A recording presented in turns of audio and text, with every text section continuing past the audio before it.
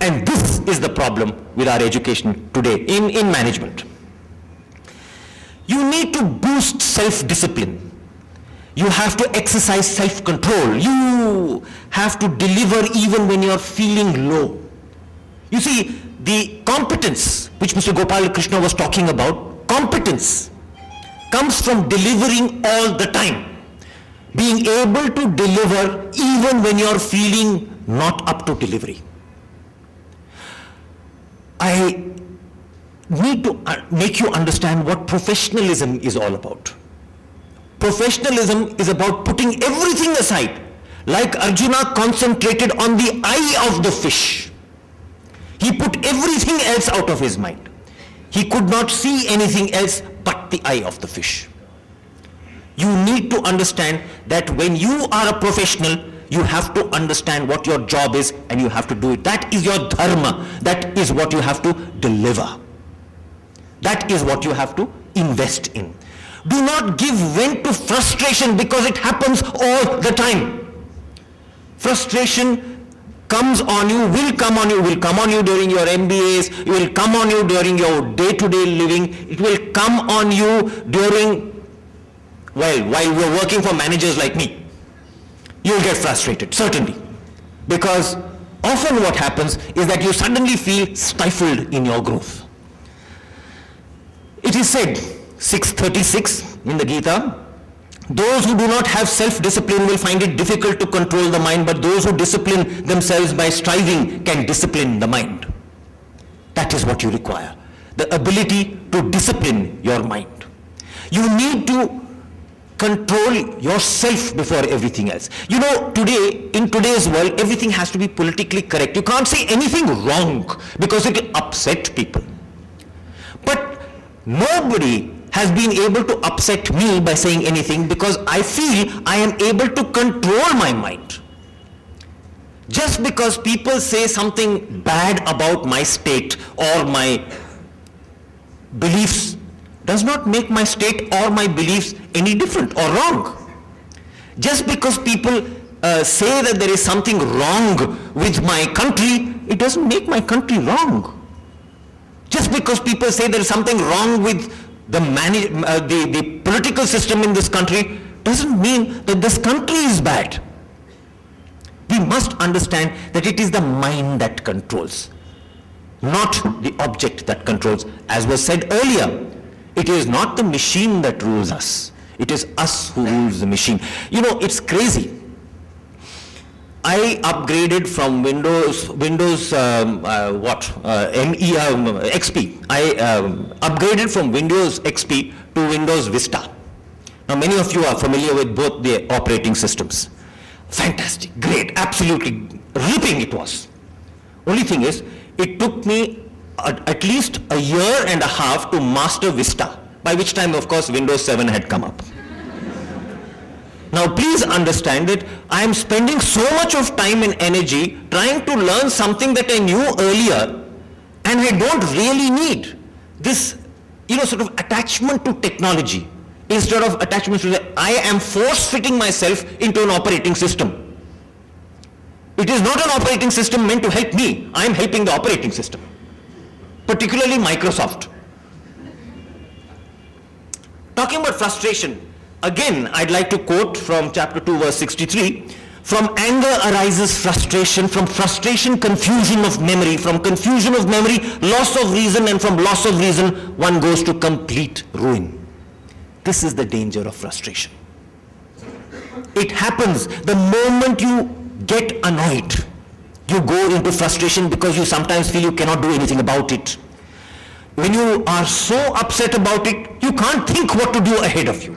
You begin to forget your own capabilities, you begin to forget your own strengths. You forget to operate on your own. And one immediately starts slipping. Watch out against it. We need to channelize our energies. It's no job for the Lone Ranger. You can't do it alone. You need to carry your teams with you. You need to carry your friends with you. You need to carry your advisors with you. You need to carry your sages with you. And of course, once we reach a position of power, there's no place for a bully. Remember that. we tend immediately on getting some kind of power to use it. The biggest thing that you can do with the power is to conquer it, not to use it.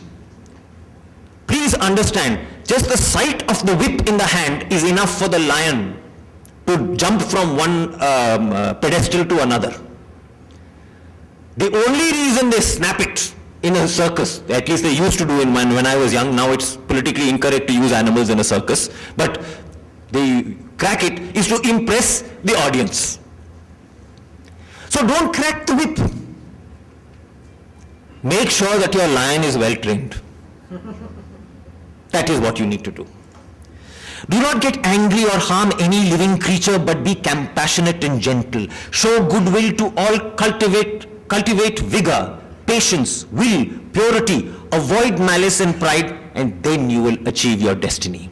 Indeed, this is what will happen if you, as students of management, will adopt this. Please understand that getting angry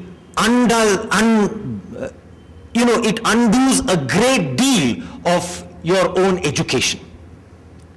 There are two things. One is education, that's what you get in class. What you really absorb is a word that I have kind of coined. It's called inducation, the absorbable education. You don't need so much of knowledge. What you need is wisdom on how to use that knowledge. You need to understand that using knowledge wisely is wisdom. You need wisdom to become good managers. Knowledge, hey, yeah, okay, I've got a little bit of knowledge. Can you imagine, I've got such a little bit of knowledge, but I've become a really good manager because I know how to use it well. That's wisdom. Of course, it helps that I've got a grey beard. It also helps that I'm bald because people immediately think that I'm very dignified. It really helps.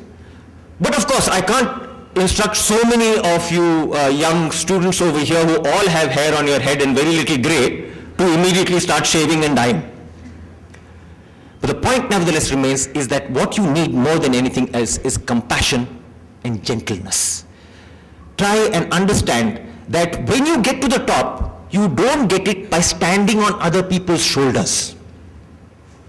You get to the top on your own. You become taller. You don't do it by stepping on other people. Be compassionate. Show love where you get envy. Show understanding because there are loads and loads of people who are envious of you. Even the poorest among us have people who are envying you. They want to be as happy as you are, but all their richness, all their wealth does not give them the happiness that they are striving for. It's the same sort of concept. Be kind always. The best thing to do behind a person's back is to pat it and say, well done, thank you. That's the best thing you can do behind anybody's back. Just pat it. It is one of the best things, best lessons that you as a manager can learn. Give freely. Be self-controlled, sincere, truthful, loving, and full of the desire to serve. Learn to be detached and take joy in renunciation. The moment you don't want a thing, you check it out in your own lives, in your own short lives. The moment you have not wanted something, it's come to you. Most of the things that we have, we don't really want. How many of us have gone about buying a new cell phone? Many of us, right? Many of us. It's great to show around to our friends saying that, hey, this is my new cell phone. How do you like it? How do you like it? How do you like it? For the first week, maybe even 10 days, depending on how much it costs, we are really protective of it. Oh, my wonderful, beautiful, velvet-lined cell phone. Maybe some of us are so fond of our cell phones that we kiss it before putting it to bed at night. We see that it is charged properly. Then one day it happens that we drop it. So it gets a little scratch on it. And then progressively it begins to look more and more tatty. And our love for that telephone begins to disappear. And then you say, can I believe it, I spent 45,000 buying this stupid N95. What am I going to do with this stupid thing? I could have done so much more with the 45,000 I spent on this. Now, this is what typically happens. If we say, I don't want anything. You see, I lecture at the London School of Economics, I lecture at the Warwick School of Business in England. And I'm happy to say that over 40% of my students are Indians over there.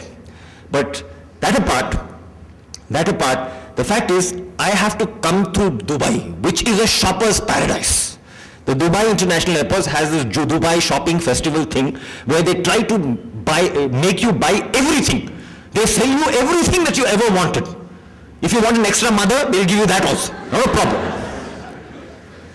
I am one person who gets exhausted walking from one end of the airport to the other end, and then I go to the hotel in the airport and go to sleep for the next 6 hours waiting for my plane. Because if I go there with X amount of money, I come out with the same X amount of money. There's nothing I want. There's nothing I need from there. Because everything springs from within. If you want to be happy, you will be happy. If you want to enjoy yourself, you will enjoy yourself. You don't need extraneous things to make you enjoy yourself. The only thing that you need to invest in is other people. Invest in the people who will work with you. And how do you mean invest? I don't mean giving them coffee at Cafe Coffee Day. I don't mean giving them a samosa at the nearest dhaba. I don't mean giving them a treat by taking them for a movie. I don't mean that. I mean give a little bit of yourself to them. That is what will make them yours forever. Make them remember you with fondness. Make them remember you with love. That is how you invest. You don't invest money. You invest yourself. There will come a time when you will have to do some things to pull up, when you become managers, to pull up the people who are working as your subordinates, but never do anything which may weaken a person's self-confidence. You may be wrecking that person's foundation. I have come across managers who yell at subordinates, and those subordinates never blossom in that company evermore because they become demotivated. Never become like this, because it is said, don't be like the hand that crushes the flower, but be like the crushed flower which leaves fragrance in the hand that crushes it. This is what it's all about. You have to make a difference to people. The moment you make a difference to people, you become a manager. We have two managers sitting over here. They make a difference. Mr. Gopal Krishna, he makes a difference. He has made a difference. I know IIPA. He has made a difference. He has spoken over here for some time and he has made a difference. He is that crushed flower. He is probably feeling tired. That's why he came to sit down over here and quietly go to sleep while I'm speaking. But he is the crushed flower that's left fragrance in our hands. Another thing, and this is what Swami Vivekananda said. Well, he didn't say it in these words. I always use my own words, mainly because there might be a copyright on it. He said, don't just sit there, do something. Don't sit inactively, is what he said. In fact, we had that on the screen as we started. Be focused on action and not on the fruits of the action. Do something, but don't think that is going to give you benefit. Think towards the benefit of other people, of the organization.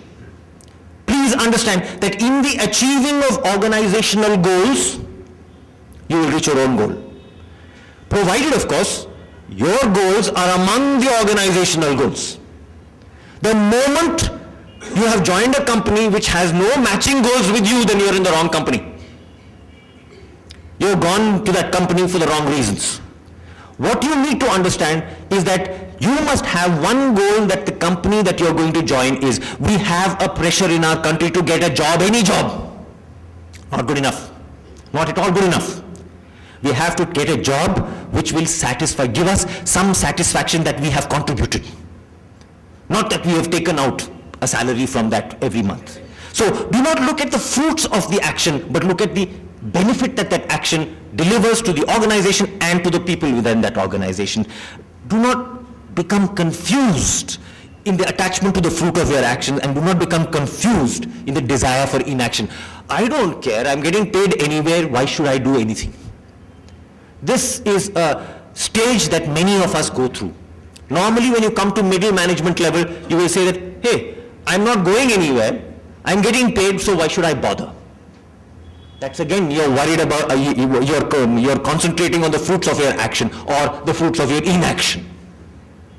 Ergo, don't just sit there, do something. You need to also give a great deal of enthusiasm to your fellow workers. Please understand that they are also getting frustrated, they are also getting upset, they are also struggling. So when you come into the office in the morning, bounce in with enthusiasm. Come in with a smile. I know it's difficult, particularly if you come through Hyderabad traffic and the quality of the roads that we have over here. It's difficult to bounce in with enthusiasm. You'll keep bouncing after all the juddering that you get. But anyway, make it look like enthusiasm. People will be convinced. They will be. Make your team happy to see you. Of course, I've never succeeded in this. My teams have been miserable. My teams have been miserable every time I go. The moment they say, oh God, he's come. But then just look at the positive part of it. They took the name of God. So it's important for people to take the name of God. Wherever you go, no matter what the weather, always bring your own sunshine. Bathe in the effulgence of Lord Krishna. His brightness covers most of our problems, overcomes most of our problems. It is a shining light that if we bathe in that light, then we carry that light wherever we go. So I don't really feel very nasty at that driver who cut in front of me when I'm coming to work. Today, I came in here a little early. I said I must start and I must come here before 9:30. And I started and I overestimated the heaviness of the traffic, and I was here in about 25 minutes from where I stay. I stay on the outskirts of Delhi. It's on the Mechal road actually, but you know, that's on the Delhi road, so it's more or less on the outskirts of Delhi. And I drove over here. So it is tough, but it was absolutely fine. The roads were clear. I came here in absolutely no time and I brought that sunshine with me. You have to have the desire to make people happy that you have come. Whether it is happy that, oh gosh, thank God he has come, he can do some work for a change, that kind of thing, no problem. But make your team, make your friends, make your colleagues happy to see you. When opportunities knock, open the door.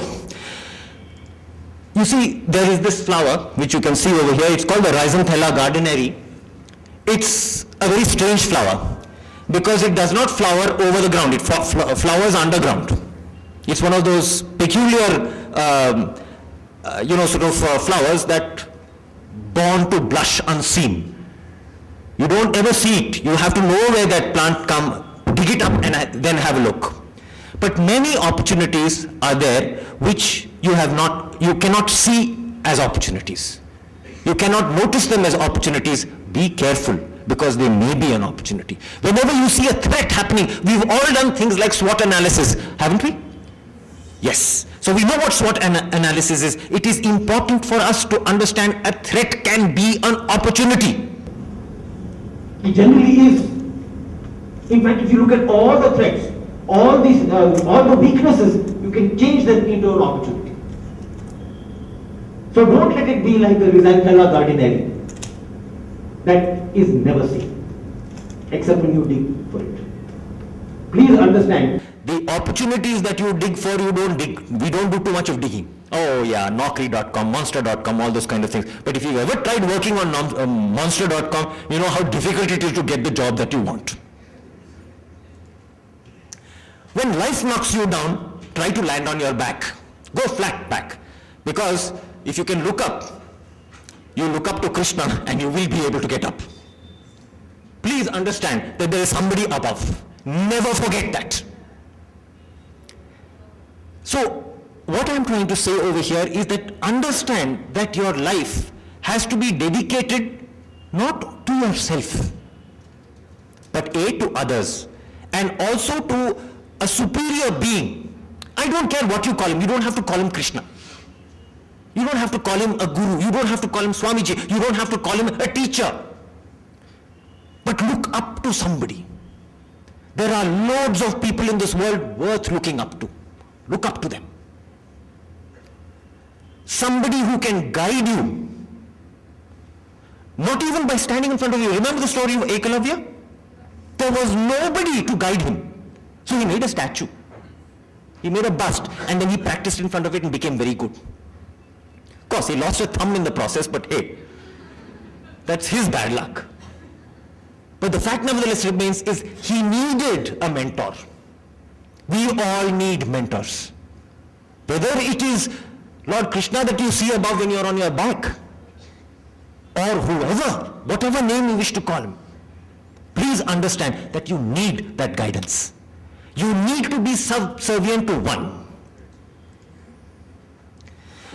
To thine own self be true, be neither too remote or too familiar once you come to a position of responsibility. The spirit was not born and the spirit does not die. The spirit is infinite and immortal and does not die when the body dies. That is something that you have to remember. It is not born and it does not die. It is always there. Remember, my name is Abhimanyu, and in the compound word it means into the spirit. Of course, with me, as I said, there's always a doubt what kind of spirit you're talking about, but I'm into it. You are the light. You need to lead the way. If 1,000 suns were to rise in the heavens, it would be as a candle flame measured against the earth's sun. Such was his brilliance. You need to be the light in your organization to be a really good manager. When you're the beacon, you're the winner. When you become the light, you become the winner.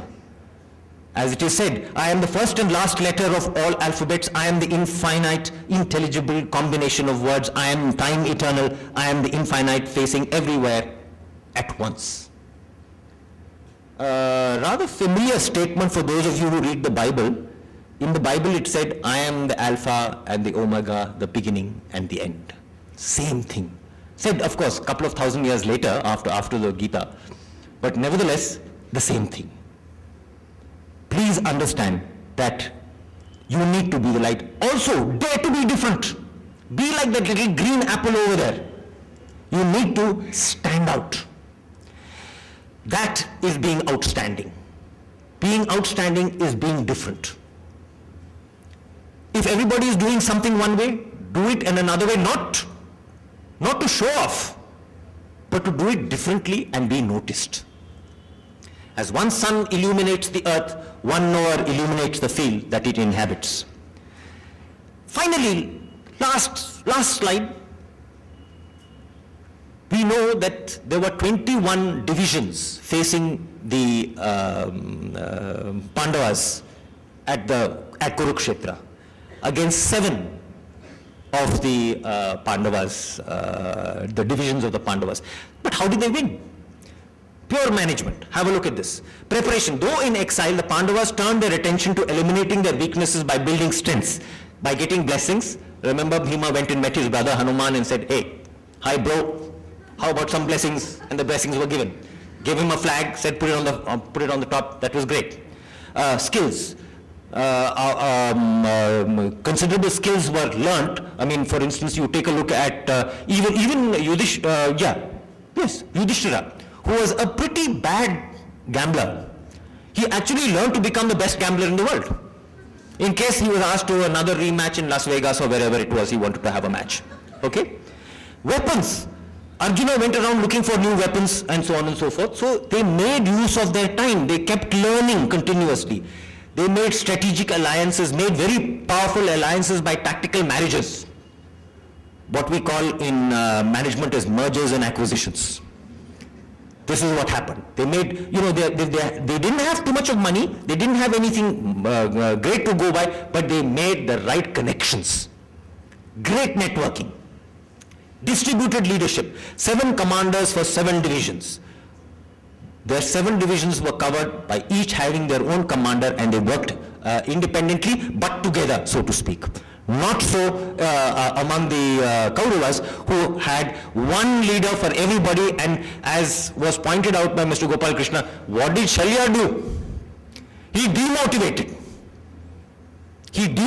Saying, you can't do it, chum. Hey, come on, get off. After all, Shalya was strict to become one of their things, and he was a fifth columnist, another strategic alliance. Anyway, teamwork. It succeeds where individual agenda fails. They work together. The Pandavas work together as a team. Proper delegation, right team is made by selecting the right person. Always take the right man for the right job. Always take the right man for the right job. But there's a little caveat over here. Commitment. The best man for a job is not necessarily the one with the best capabilities, but one with the greatest commitment. In this case, take my namesake Abhimanyu. He went to, he was hanging around the place generally, sort of chilling. And what happened was Yudhishthira called him and he said, hey son, come here. So he said, yup. And of course, he was the big father, so he said, yes father, what do you want? May have said, yes pop, I don't know, whatever. So he says, yes, what do you want? So he says, look, I want you to engage the troops while the rest of us are doing our thing. You go and engage the troops in the Chakravyuha. So Abhimanyu said, hey, I don't know how to, I know how to get in the Chakravyuha and I don't know how to get out of it. So Yudhishthira told him, hey, it's cool, don't worry about it. We'll be there to pull you out of it at a certain time, so you go ahead and just engage them. So he went. Now please understand that he was full of confidence of his Tauji, and he said that, okay, I'll do it because I can hold these people at bay till my uncles come and pull me out. So he went in. Fully committed. He was not the best man for the job because there were other people who knew how to handle the Chakravyuha. His own dad, Krishna, knew enough. In fact, it was Krishna who told him how to get in. Anyway, strategic management. Know your enemy's weaknesses and exploit them. Take calculated risks. Yudhishthira knew that the senior generals of the Kauravas were very fond of him. They were partial, but they were they had been allied to the Kauravas because of, shall we say, duty. So the night before the war, he went and took their blessings and virtually stole the thunder from their anger. Took their blessings and came back, and then again made an offer saying that those of you who want to come to our side, please come to our side. And of course we know that somebody did go cross over. This is what they do in politics nowadays, but anyway, that happens too. Another very important thing is to empower women. Please understand that the Kauravas didn't listen to Gandhari at all. Whereas the Pandavas listened to their mother, they listened to Draupadi. In fact, the ladies they was working side by side with the men, giving advice, giving guidance. There had to be the hand of gentleness involved in the whole thing also.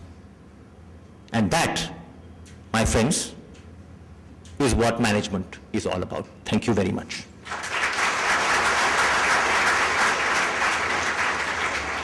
Two dimensions of the topic that you have assimilated and heard just now. And Abhimanyu was very successful to face the Chakravyuha, not by Dronacharya but by Gopalakrishna. And Gopalakrishna became Parthasarathi and Abhimanyu defended himself with Krishna. So that is his management strategy. So on behalf of all of you, I convey profound thanks to both the distinguished speakers, the chief guest for the day, and Abhimanyu giving the keynote address from the Bhagavad Gita, Swamiji and Mahabharata. So what, as a break-up note, I just tell you that let us not end with the listening and appreciation and admiration. We have done enough in India last 115 years. Vivekananda himself says, appreciation or no appreciation, put what I have said into action. Show me that you are my real students, and then let us make a new India. So the teachings of the Gita and the Vivekananda have to be applied in our daily life, not just on weekends, not just on holidays or festivals. Krishna, we read Bhagavad Gita only on Krishnashtami day. Other time we just do arati to it. That has been the miserable story of our tradition. You have to change this, put it into action when you are at work, and meditate when you are not at work. Reflect upon it. That's what you have heard, different ways, different formats. So it's up to us to apply and reapply, rethink.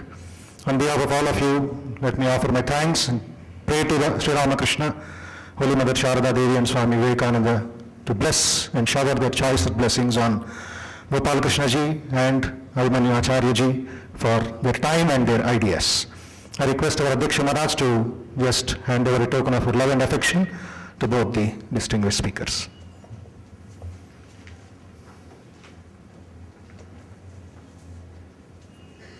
First to Sri M. Gopalakrishna.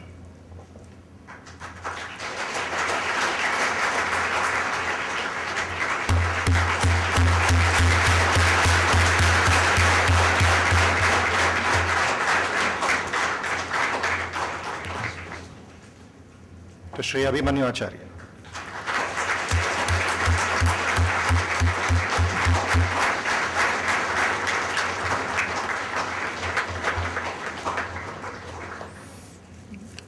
We have gone to the Kurukshetra, now we have to come back to our Kshetra. So for that we need little time, travel time, 15 minutes break. Try to digest what all you have heard through a cup of tea quickly. Let's have time management and come back.